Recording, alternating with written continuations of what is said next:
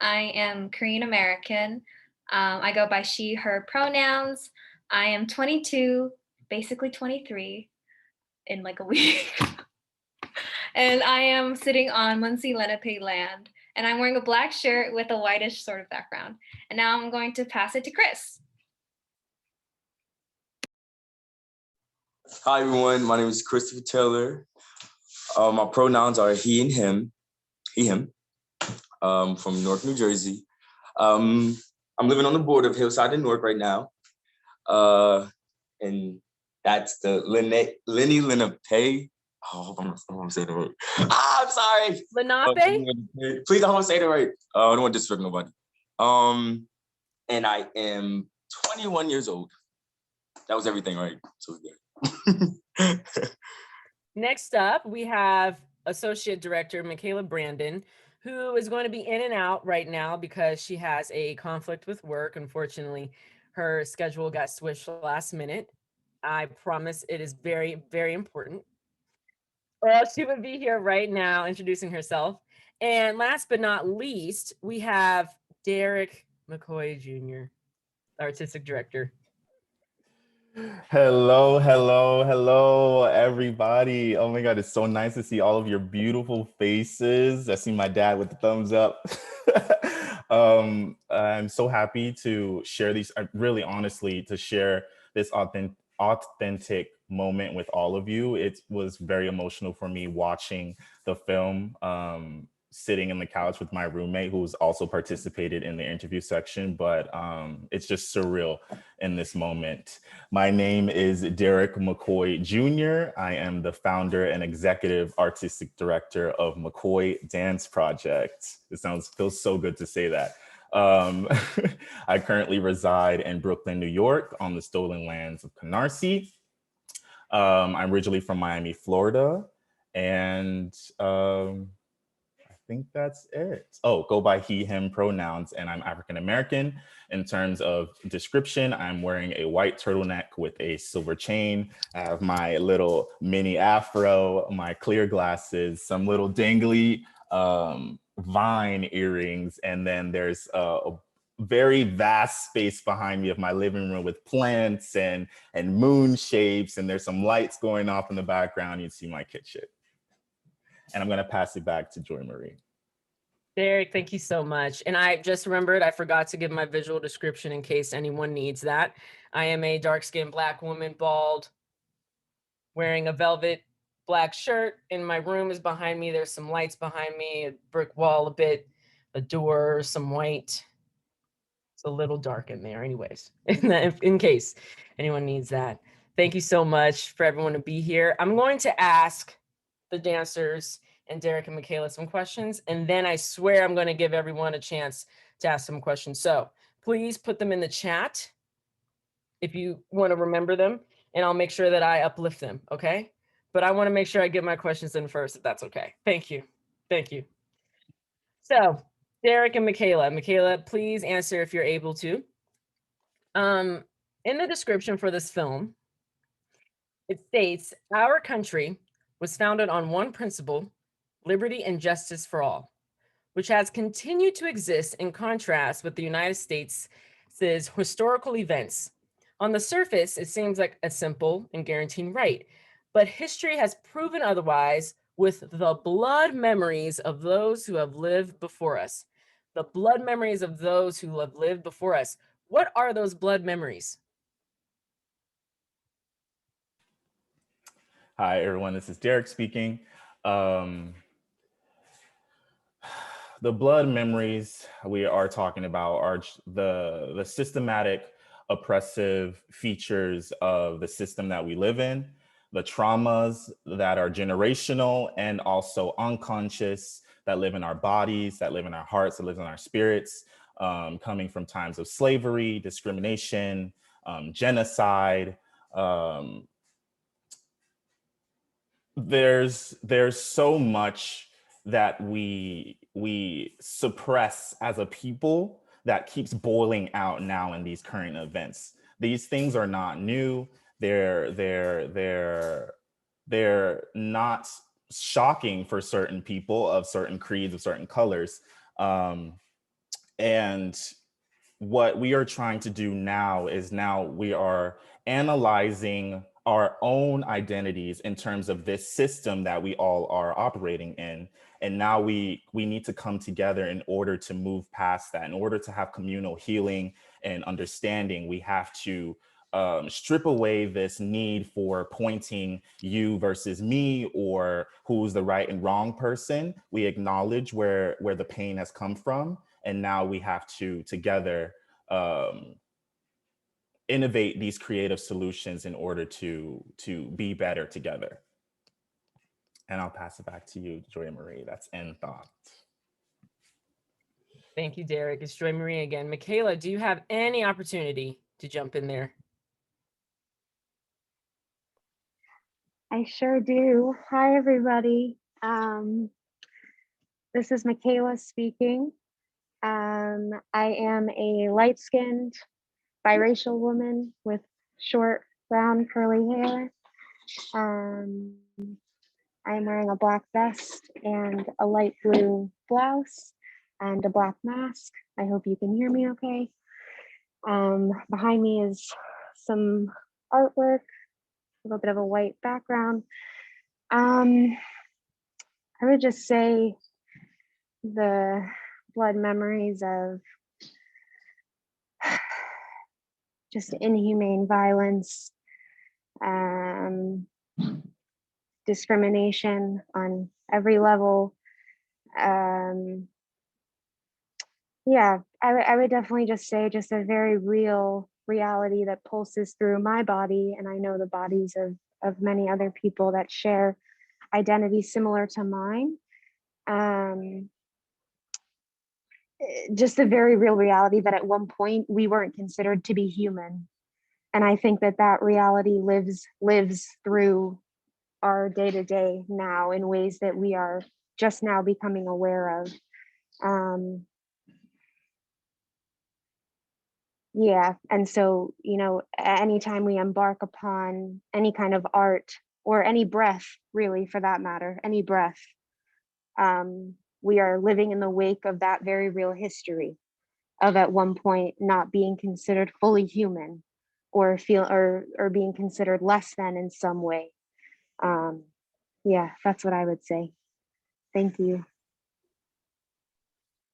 Derek and Michaela, this has been a really, really rough year, full of grieving and trauma, to say the least. Was that the impulse to make a piece about the United States and its legacy, its traumatizing legacy? Was that the impulse, maybe, like I should make this now? Yes, simply. This film actually was inspired last summer by the George Floyd murder. That was the first time I myself was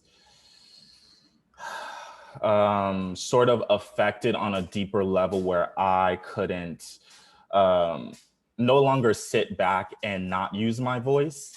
I think it's been happening since the beginning, Trayvon Martin, but in those instances, I realized that I was desensitized. I was sort of removed from those situations. I was in this limbo state where I didn't know how to feel. I didn't know what to do. I didn't know what to say. And I continued on like that. I was in high school when Trayvon Martin was killed. And then I was home alone. We were in COVID. George Floyd was murdered.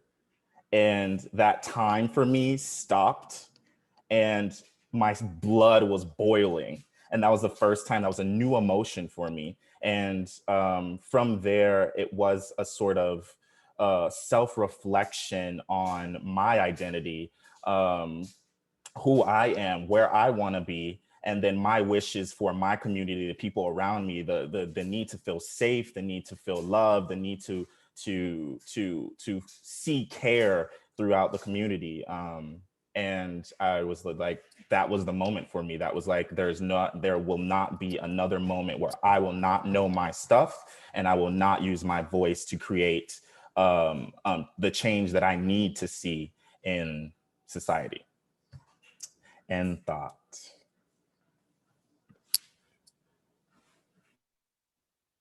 Yeah, I just want to, this is Michaela speaking. I just want to uplift that. I've been working, I've been doing social justice related work since I've been in school. And to be quite transparent, you know, Derek and I, that was never something that Derek and I ever really talked about.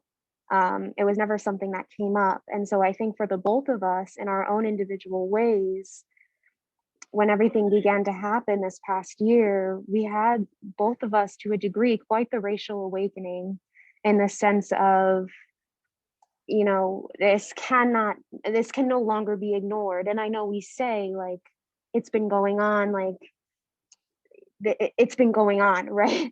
But it's a testament to the success of white supremacy in the sense that it's been the reality has been kept from us.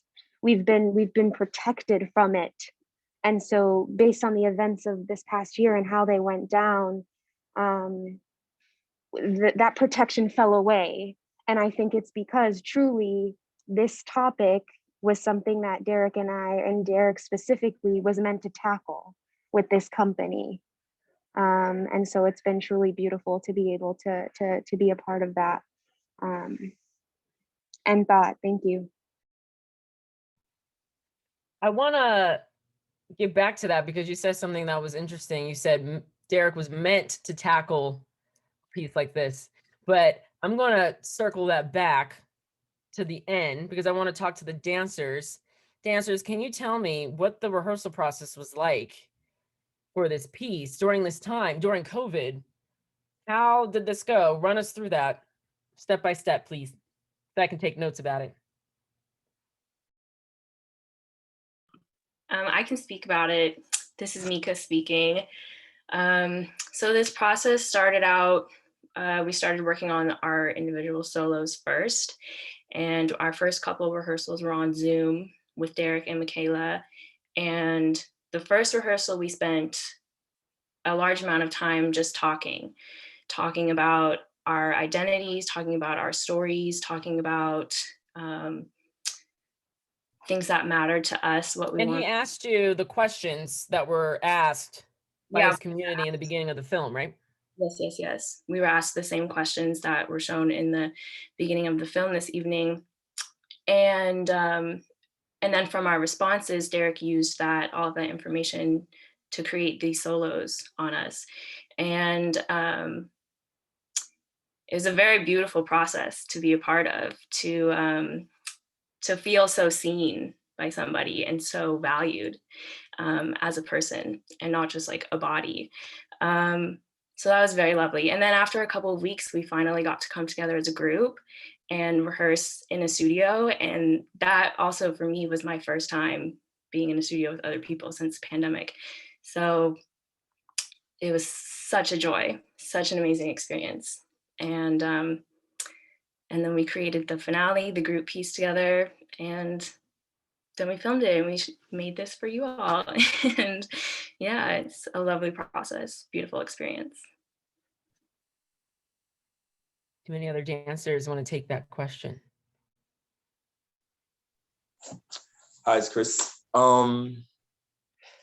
It's funny that the word scene was used. Like when Derek like asks us these questions, I've never been asked like questions like how you feel about your community, nothing, and it made me feel like I was seen, and I feel like I was on the spot, and I have like so many like emotions about where I live at, like so many, like coming from New York, dancing in the city is beautiful, and then going back to Newark and then seeing my people. Like I'm so like I'm always like, yo, I wish my people was more together, because in Hillside there's like a Jewish community, they're very like close knit. In Newark is more of my people that are Black, and it's like we don't see each other, and it's like you know who you know, you dap them up and you going about your way, you say, hey, how your kid doing? That's it. But we're not really feel like a community. And then if I go to like South South Orange in Jersey to like go to the mountains or something, enjoy like nature. It's like, you know, it's predominantly more like white and it's like so beautiful. There's Chipotle, Whole Foods and stuff. But where I'm from, it's like corner store, liquor store, corner store, liquor store, corner store, liquor store. That hurts. Like that hurts. And when Derek asked me those questions and doing this process and having me improving, like when I was running my improv, it was like, I want more for my people. Like I'm a very sensitive person. Like growing up, I've always thought about this, like 9 years old where I'm from. I'm like, yo, I'm tired of this. Cause I started seeing what I could be rather than like staying on the street corner with like my friends. Like honestly, my friends from middle school that I grew up with, like they're on the corner now and you even know like seriously, like the main drug dealer on the corner, like you know him very personally. Like he knew me start like growing up. And it's like, but other people don't experience this and I don't like this. Like, you know, this is not normal for you to be encouraging my friends to be doing stuff like this, you know? And And Chris, everybody, yeah.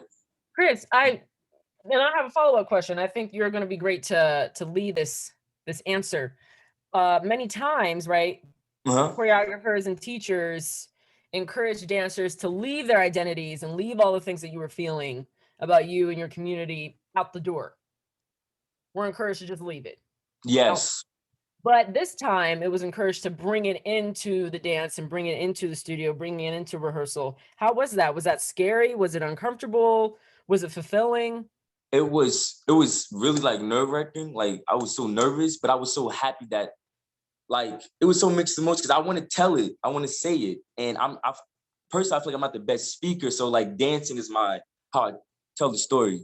And especially what's going on with everything is like, this is like my way to like give my heart, like to show how I'm feeling, to show like we need to, you know, and just to keep, I don't know, do better for our people, you know? So it was very like, wow, like it was just really like, I was nervous, but I was glad that Derek really made like this piece. Like it's just very like happy for real. Like seriously, I'm glad this is out. Any other dancers want to take that on? Maya, go ahead. Hi. Yeah, this is Maya speaking.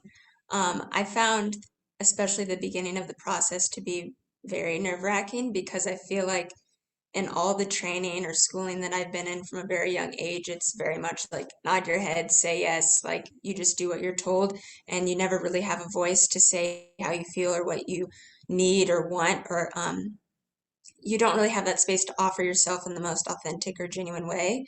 But from the very beginning of this process, it was made specifically for us, with the intention of bringing our full self, our most authentic self to the process, because without it, it wouldn't be what you've seen tonight.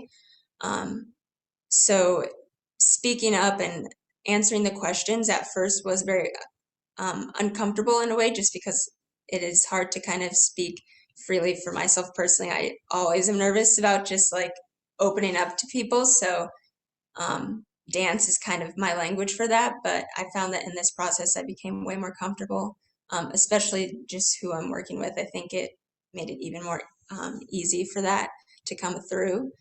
But yeah, I think this process in general has just been really eye-opening and liberating in that sense. That's a great thing. You said, and I'm going to reflect back, you said that it was eye-opening for you to have that experience. And what's amazing about art, and what I feel like dance sometimes lacks, is that it doesn't empower the dancers a lot of times to relate to their own experiences in the pieces and to relate to the context of the piece. And I feel like what's awesome about art is that when you do that, you learn so much about yourself and so many more things. And then so many more light bulbs start to go off. Like, oh, that is who I am. Well, actually, I don't like that anymore. So I want to ask you all, and dancers, I want every single one of you to answer. Did your relationship to your identity change during this process? Any new sparks go off?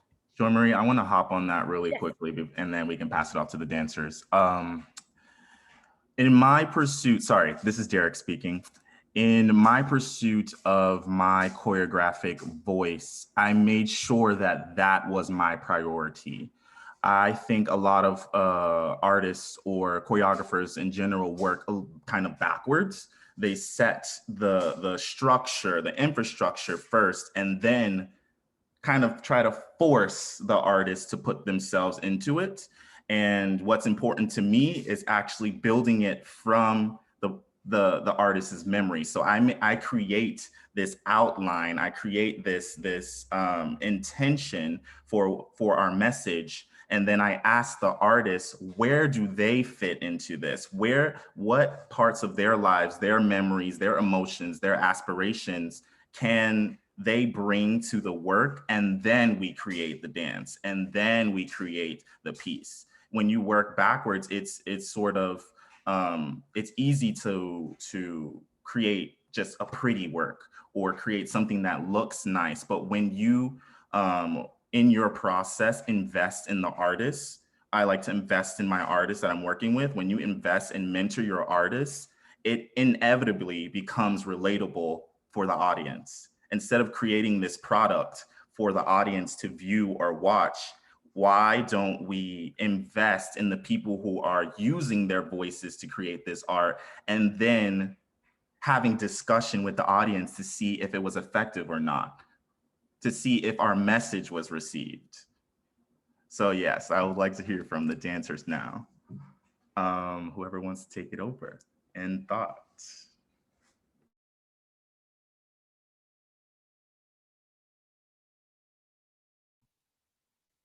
I will call on people. Rachel. There's a lot going through my mind right now, and I'm trying to collect my thoughts. And so I was like, maybe someone else will go, but I'll go. I'll go. Did this process make me question or challenge my identity? Most definitely, 100%. I mean, I haven't seen the film. I saw it for the first time today. And when I was watching my solo specifically, I honestly was surprised by myself and what I'm capable of really bringing when I get to share my personal voice. Yeah, I think with a lot of the solo, um, a lot was going through my mind.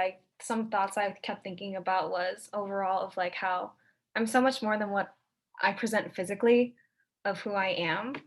I'm an Asian American woman. I'm a woman. And just how so much I would think about how much our society places value and worth in a woman's looks, um, and like our physical manifestation. And I think like throughout the solo, as I was doing it more and more, I was like, I'm tired of this. Like I know that so much of my power lies further in more than just what I look like. And I have power in so many different aspects of myself. And I see that like watching myself in that solo, and the way that we created it with Derek, he was really patient with me and what I felt comfortable with and what I wanted to share, what I wanted to speak on, and what my body naturally brought to the table. But throughout the line, sorry, my thoughts are really scattered right now. But as I was going through, I also think I felt more and more capable as I was developing the solo with Derek. Oh, thanks everyone. I think that's all I have for now, honestly. It's a lot to think about, a lot to think about. Thank you.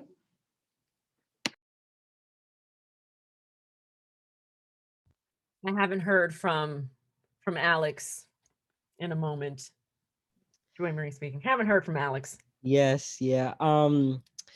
Same with Rachel. A lot of things are, going through my head right now about the experience. And first of all, how grateful I was to learn from not only all the dancers, but our directors, Derek McCoy and Michaela Brandon. They were seniors when I was a freshman in the BFA program. So I always saw them with the utmost respect and and I saw them like, oh my gosh, they have it all together, and they are so strong in their identities. So when I came to the first rehearsal and they asked me the same questions that you saw, all the interviewees answer, I was blindsided, definitely for sure. As a dancer, and definitely as a dancer in training, we are taught to, how do we present ourselves in a way that other people will cherish and value. And I find that sometimes our work can be extremely transactional in the sense that, like, I'll work hard and present myself in the way you want to see me, so long as you're paying for the tickets, So it was an interesting experience working backward in the sense that, I had to focus on what can I bring to the piece, what parts of my identity can I bring to the piece. And honestly, like, I am at a loss for words because I do think that, like, we can claim certain identities, but our full all-encompassing identities, who we are, like, cannot be um determined by a word or a phrase or a description. And I think especially about, my family in Cuba. When I first went there, I didn't know any Spanish and I wasn't really able to connect with them, verbally, but physically, through dance, through movement, through sign language, through anything, we developed some of the strongest bonds that I will probably ever hold true to my heart. And I think that's why I connect so well with dance. And that's why I'm so grateful that Derek and Michaela gave us this opportunity to, you know, not not allow ourselves to be typecasted and allow ourselves to, explore how limitless dance is and how limitless, connection within dance is as well. I feel like I connected so well after this experience with all the dancers in the project, and it just, reminded me what is truly important, grounded me in, the true values of what we should look in for a community that we want to sustain and, help. So it's less about, or it is about who we are, but it's also how are we able to cohabitate and sustain a positive, healthy environment for everyone to live in, not just, a couple people. Mm-hmm. Thank you, Alex. Michaela, I saw your hand go up. Did that mean stack? Or was that like a yes? I'm not sure. I think that was a yes. Okay. I'm going to ask one more question, and then I'm going to bring the questions over to the audience, as well as the community who gave us those thought-provoking answers in the beginning of the film. Here's my last question. Let me look at my notes before I say this incorrectly. This is important. If there was one thing you would want people to take away after watching this film, what would it be? One thing that you would want people to take away.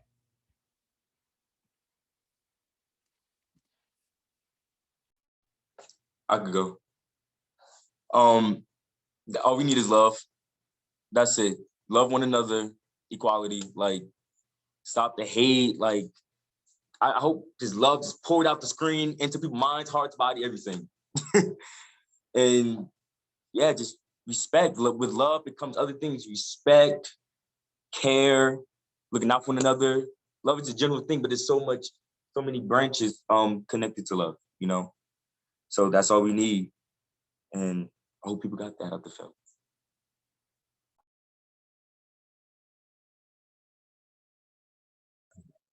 I can go. This is Maya speaking. I would say that everyone deserves a seat at the table and has a space in the discussion. at all times going forward from now on. I think everyone's voice needs to be heard, and it's important, and that's the only way that we can move forward.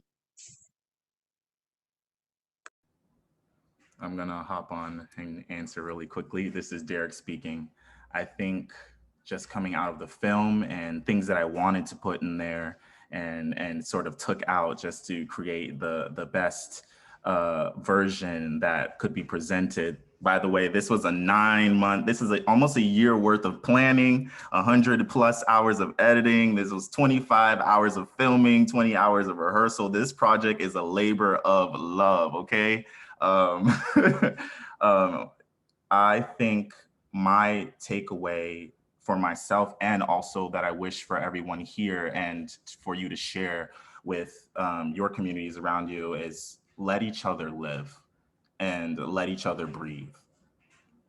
Allowing that space for everyone to be who they are, unabound, unrestricted, and just fully abundant in sharing with each other. And thoughts.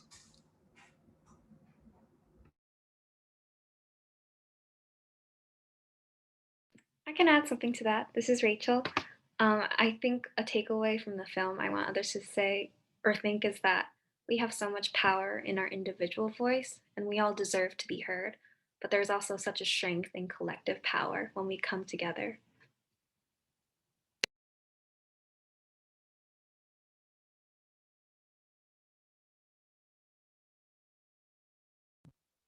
Mika, what you thinking?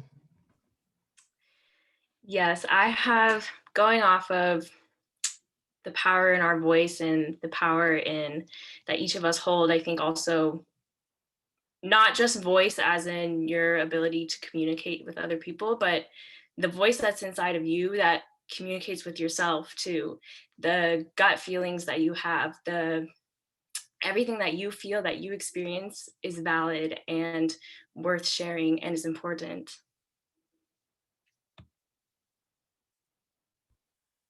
And Alex, dime, tell me what you think. Yeah, I mean, well, watching the piece, I was, really impressed by the camera angles and the sites that Derek chose. And it made me think about, our individual and collective connections to our land and, you know, the land that we walk on, the land that we grow up on, and the land that we contribute to, and how we all have sort of this duty to uphold this land in the way that we would like to see it. And we all also have a different history with it as well. So I think, there's acknowledgement that, we see in the film, but there's also, a sense of progression and a hope for progress in our connection with the land and with each other.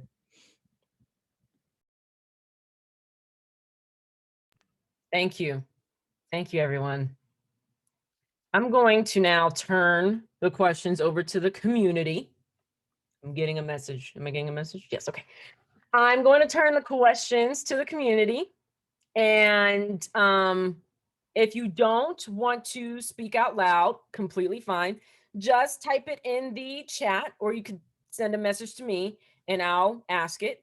If you want to speak out loud, you can either raise your hand like that little emoji, or you can type in stack and you'll go through a list. I'll keep a list, right? Sound good? The first question we have is from Mr. McCoy Sr. Would you like to say it out loud, or do you want me to repeat it? I'll repeat it. I'll repeat it. Okay, we have, let me scroll up. Mr. McCoy Sr. said, I find it ironic that my son's project is running parallel to a project that I am currently doing in my profession, education. Question, have you thought of a way to educate/arm those whose voices have been quieted with a strategy for speaking up with confidence for themselves? Derek Jr., would you like to answer this one? My dad trying to trip me up. This is sabotage, okay? This is Derek McCoy Jr. speaking. Me and Michaela sort of reflect on this question a lot. And I'm so grateful for her. I did not say that, but Michaela really is my better half, okay? She checks me when I need to be checked, and she encourages me when I need to be encouraged. Something different that I think we are trying to do with our company is not just making an impact just with our words or in art. We make a commitment to also fund marginalized groups. Stay tuned for a fundraiser, Dance-a-thon, coming this summer to, we're actually gonna be donating a good portion of the funds to 4 organizations, one each highlighting different marginalized groups, whether it's disabled, queer, Black, and people of color. We're just trying to do our best with the nuggets that we have gathered throughout our journey. And it comes, like I said, it comes with not just words, but it comes with actual action. So my journey in this has been going from a place of observation and passiveness. And now I'm moving more to a space of I need to be active. And what does active look like? What does the community need? The community needs resources. The community needs acknowledgement. The community needs a platform in which that they can tell their truths, not me trying to force an image of what I think their truths are. The more partnerships that we create, local partnerships and national, international, 10-year plan, to the more partnerships that we can create in the community and with different organizations that may be smaller or bigger than us, the more widespread the impact we can have, the more lives we can touch. And yeah, definitely it really starts with resources. Resources levels the playing field. It puts everyone at square one so that they have the equal opportunity to thrive. Okay, we want to thrive as a community, and that's the way to do it. And thought. Ooh, yeah. Resources are needed and doing things for the community actually and asking them what they need and them providing it, which I'm sure you all are going to do wonderfully. We have a question from Coach Green for the dancers or for you all.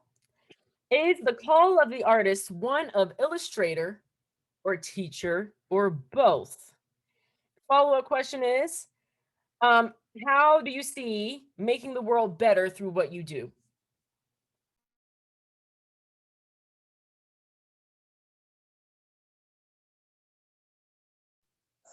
Chris is speaking. I don't know, growing up, like a lot of people, like audience members, even me, like being an audience, like watching anything, I don't know, like something that moves you can make you like your day can change or your mindset can change, like literally, like it just like it's like I don't know, art. The great thing about art that I love about art is that it can change. Yeah, it can like move a person to do things or inspire or create an idea in someone's mind, and that's a powerful thing. It's never don't like this should not be underestimated. Like it's very powerful to create an idea in someone's mind or have their feelings change, you know? So that can make someone like, you know, I don't know, tell someone acting up like a kid acting up in the streets, like, listen, do this to like, you know, change your life around, you know? Or have their life change. Because art is that powerful. Any type, dancing, singing, whatever it is. So I am a humble servant of dance, and I am happy that I am changing people's lives. And my own, yes.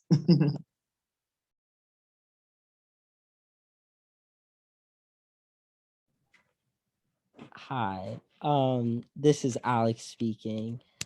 I think everyone sort of takes on the role of an illustrator and a teacher, and at least like one point in their lives, like you everyone has felt like they've had to, uphold a certain image or, value a certain role that they, um that they obtain, while also teaching, I feel like my point is, I feel like everyone has these roles of illustrating their roles in society and teaching in society. So I don't think dance or art is really distinct from any other profession or role in society.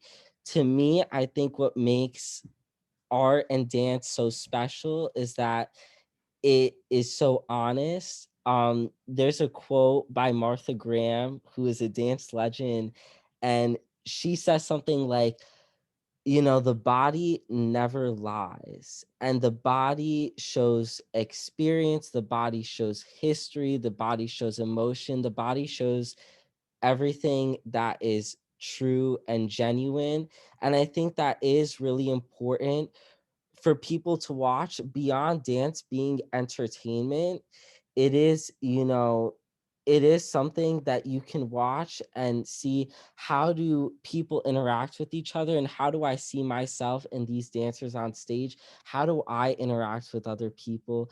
And what is my role in society? So I think the honesty that you see in performances, that you see on stage, and that you see in video, um, really makes audiences question their own integrity to themselves when they see people who are honest, and that could carry on into any profession, people who are honest with their passions. True embodiment is hard to achieve, but can be achieved through authenticity and integrity. I don't know what I'm saying, y'all. Listen, next question we have from the Patricks. Wait, actually, And can it's I a hop on very that good really question. quickly before we move on? Yes, I know we're over time, y'all, but this conversation is good. Okay. If you look, sorry, this is Derek speaking. If you look at the history of where dance has come from, social dance, um, um, it's rooted in culture and it's rooted in teaching. We have taken it out of a place of teaching and we have moved it into this pretty picture of elitism that only if I have the money to pay do I have access to. That though I hate when people say I can't dance. And I know, like, when you're in these situations, you're joking. I'm like, you can dance. Yeah, you can, girl. You can dance. You can dance. But you all can dance. Okay. From Africa, their celebration dance, the dance for harvest, the dance for welcoming home the warriors. Where dance started was not to be on the stage. It was started for the community. It was started for a sense of collectiveness. Okay. And I this idea where if we want to get into it, the idea of this Eurocentric type of dancer, where we derives from ballet. We moved out of that sort of when we moved into modern dance, where these people were sort of in rebellion to these classic pretty images that mean nothing on a soulful level. Um, what we're trying to do now, and I hope that a lot of companies jump onto this important train, is now we need to get at the visceral essence of what our message is inside of dance, not just creating dance to create it or to put something on stage, but actually what are we doing as we move our bodies? What is happening in the dancer, in the audience, in the person who created the dance? It is an exchange. In that way, it's educating. It's innate education. Let's just have a moment. Can we have a second? Can we just have a second to let that sink in? Let me shut up.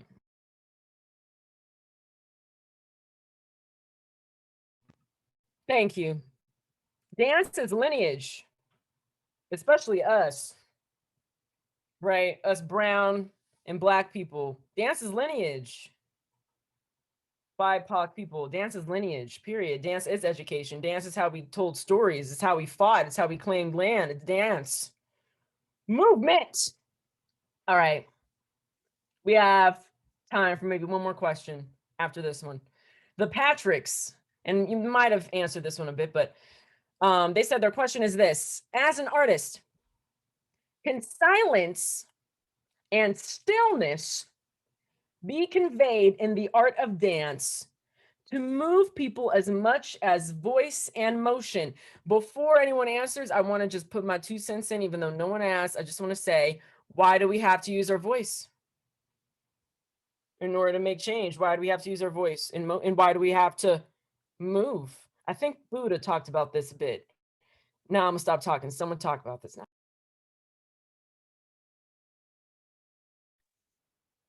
Hi, this is Michaela speaking. Joy Marie, can you give me a thumbs up if you can hear me? Amazing. I'll just give my little 2 cents on this one. I've just felt into a new space of stillness and of silence, and what I found is that there's quite a bit of sound and quite a bit of movement there. And so I've found that as much as we can, giving both ourselves and one another the gift of stillness and silence, because we really can discover what is there. Yeah, end thought. Really quick, and I know I've been talking a lot. I'm very passionate about my work, people. Silence and stillness has a meaning in itself. And I say that because everything you do, I'm going to talk in the world of dance, everything that you do in a dance, every gesture, every breath, every look, every step has a meaning. So yes, silence and stillness can create these beautiful moments that mean so much, but they have to be used correctly. They have to be used when they are needed and called for. Silence can mean from one end of the spectrum, whether it's a death of a sort, a death of an idea or a body, or it can mean a moment to pause and to focus in on whatever the previous statement was. Silence in a piece is like a period.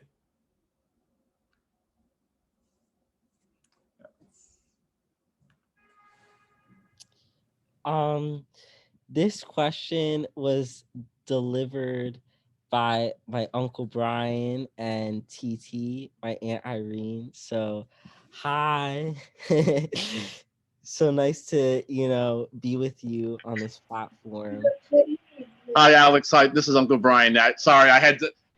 Sorry, Derek. You're not the only one who has a family member who had to jump in. Thank you, Alex. We love you. We love you, Alex. Yes, but to just echo a lot that has been said, I think that silence can be, silence is always telling, I feel. Silence can either mean like ignorance or lack of care, or it can mean, extreme thought and internal processing.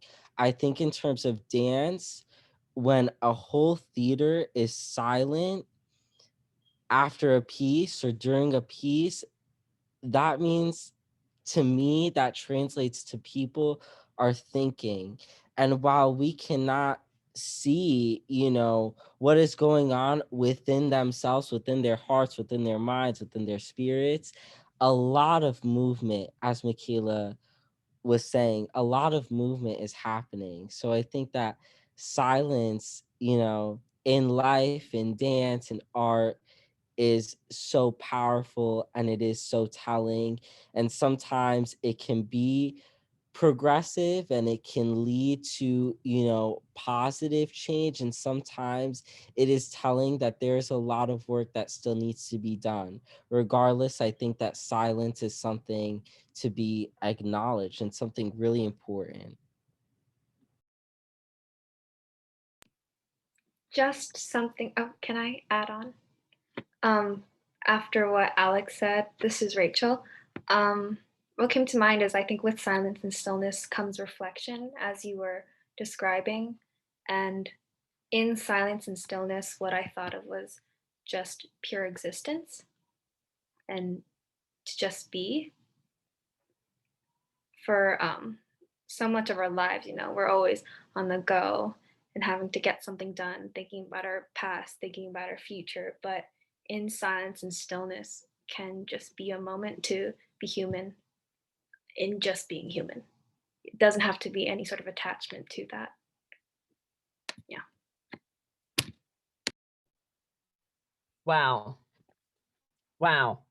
Everyone, I think, Derek, time, are we good with time for like 5 more minutes? Like, okay, one more question, maybe like one more question to the community.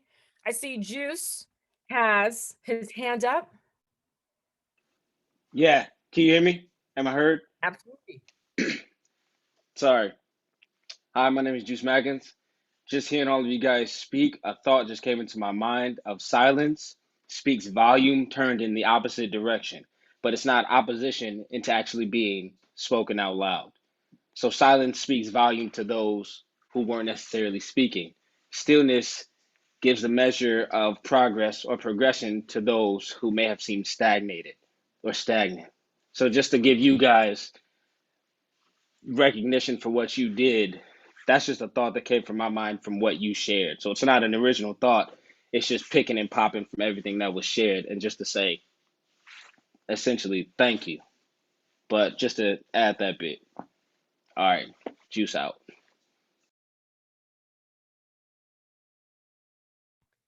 Wow, thank you. Absolutely. Thank you all. Thank you all for sharing. I wish we could keep going. I feel like this could be like a day-long convention of just talking about this all. And I think this was completely productive and very fulfilling to listen to. Please stay in touch. I'm going to put the support box in the chat. Please throw them a bone or 2 or 3. Yeah, if you have any other final thoughts, this is the time to share it. Otherwise, we will have to part and see each other again soon. Thank you all. Thank you so much. McCoy Dance Project, congratulations on a beautiful debut.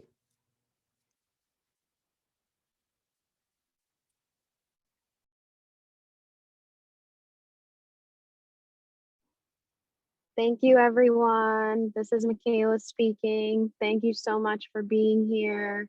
It means so much to us. Sending everybody love and continue to stay safe and healthy. Thank you. Thank you, sweetheart. This is Michaela's mom. So proud of you. So proud of all of you. It was beautiful. It was absolutely amazing. This is Michaela's dad. Love you, family. We love you. And Derek, and Wayne, and Maya, and everybody else that we know. Love you guys too.